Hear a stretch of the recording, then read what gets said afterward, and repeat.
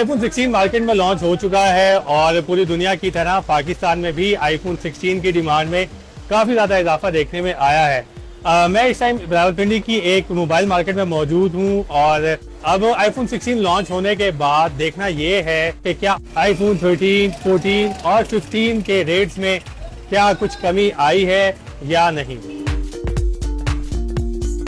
अभी तक आप देखें तो 15 प्रो मैक्स से ज्यादा 14 प्रो मैक्स ज्यादा सेल हो रहा है। 13 प्रो मैक्स भी अभी तक बहुत अच्छा रीसेल में आ रहा है।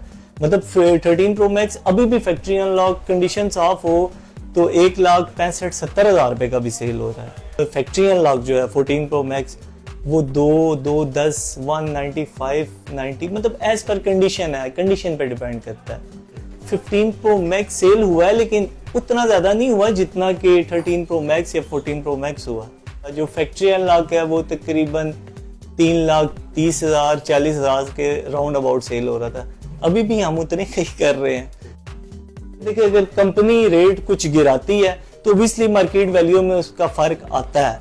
अगर कंपनी ने रेट स्टिल रखा कोई तो फिर इतना ज्यादा फर्क नहीं आएगा। फिर 30 से 40,000 रुपए आप कह सकते हैं अभी से लेके अभी जो अपकमिंग जो 2 से 3 मंथ के बाद ना तकरीबन 40 से 50,000 रुपए आप माइंड में रखें।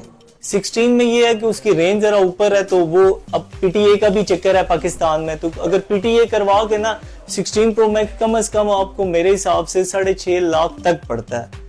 तो जिसकी इतनी रेंज है वो 16 प्रो मैक्स को प्रेफर करेगा। जिसकी रेंज कम है वो ओबियसली 15 प्रो मैक्स की तरफ जाएगा। जिसकी 2-2.5 लाख है वो 2.5 पौने 3 लाख वो 13 प्रो मैक्स की तरफ जाएगा, 14 प्रो मैक्स की तरफ।